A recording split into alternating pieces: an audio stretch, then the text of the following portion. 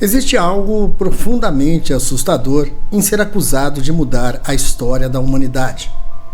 Imagine acordar um dia e descobrir que o mundo inteiro acredita que você foi o responsável por espalhar uma doença mortal.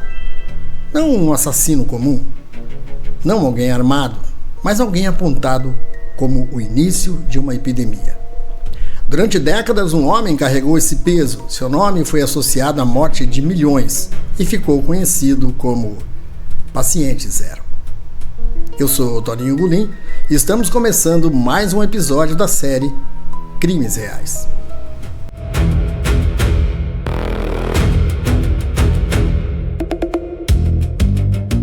Estados Unidos, ano de 1981. Médicos começam a perceber algo estranho. Homens jovens, saudáveis e sem histórico grave de doenças, de repente, começam a morrer. Os sintomas eram assustadores. Pneumonias raras, infecções agressivas, um câncer incomum chamado sarcoma de Kaposi. O sistema imunológico simplesmente desaparecia. Naquele momento, ninguém sabia exatamente o que estava acontecendo. A medicina ainda não conhecia o HIV. A imprensa começou a usar nomes aterrorizantes: câncer gay, praga misteriosa, doença mortal sem cura. O medo crescia rapidamente. E junto com o medo surgia a necessidade de encontrar um culpado. No meio dessa investigação aparece um nome: Gaetan Douglas. Um jovem canadense e comissário de bordo, carismático e inteligente.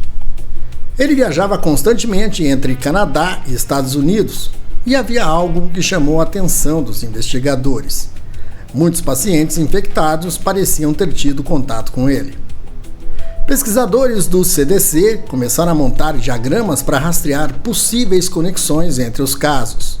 Nos documentos internos, Douglas foi identificado com a letra O. A letra significava Out of California, fora da Califórnia.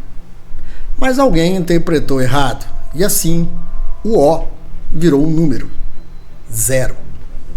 E assim nasceu um dos termos mais famosos e mais perigosos da história moderna: Paciente Zero. Em pouco tempo, Gaetan Douglas deixou de ser uma pessoa, ele virou um símbolo. A mídia o transformou quase em uma entidade maligna. O homem que trouxe a AIDS, o homem que espalhou a morte. Em 1987, o jornalista Randy Shilts lança o livro And the Band Played On, e a banda continua a tocar. A obra se tornou um sucesso mundial, inclusive se transformando num filme em 1993 com Matthew Modine como protagonista. No livro, Douglas é retratado como alguém irresponsável, alguém que teria continuado mantendo relações sexuais mesmo sabendo dos riscos. O público ficou horrorizado. O nome de Gaetan Douglas se tornou sinônimo de epidemia. Mas havia um detalhe cruel nessa história. Gaetan Douglas já estava morto. Ele morreu em março de 1984, aos 31 anos, sem imaginar que se transformaria em um dos personagens mais odiados do século XX. Décadas depois, a ciência avançou e, com novas análises genéticas do HIV, pesquisadores descobriram algo impressionante. Em 2016, um estudo publicado pela revista científica Nature revelou: Gaetan Douglas não foi o primeiro infectado nos Estados Unidos. Na verdade, o vírus já circulava em Nova York anos antes dele. O HIV provavelmente havia chegado ao continente americano ainda no final dos anos 1960. Durante décadas, o mundo acreditou em uma narrativa. A narrativa precisava de um rosto, precisava de alguém para culpar, e Gaetan Douglas foi o escolhido. Para entender esse caso, é preciso entender o medo daquela época. A AIDS parecia algo inexplicável, sem cura, sem tratamento, sem respostas. Alguns religiosos chamavam a doença de castigo divino, outros falavam em praga. Havia quem acreditasse que o mundo estava diante do fim. Talvez o aspecto mais assustador dessa história não seja o vírus, mas a facilidade com que a sociedade transforma pessoas em monstros. O chamado paciente zero nunca foi realmente o primeiro, mas acabou marcado para sempre como o homem que teria iniciado uma tragédia mundial.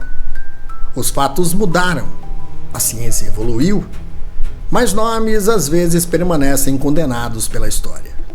Gaytan Dugas morreu em 1984 e décadas depois ainda existe quem o veja como o homem que espalhou a AIDS. Talvez porque o medo precise de um rosto. Talvez porque o desconhecido sempre encontra alguém para carregar a culpa. Eu sou Toninho Gulim e esse foi mais um episódio do canal Crimes Reais, onde a verdade pode ser tão perturbadora quanto qualquer lenda.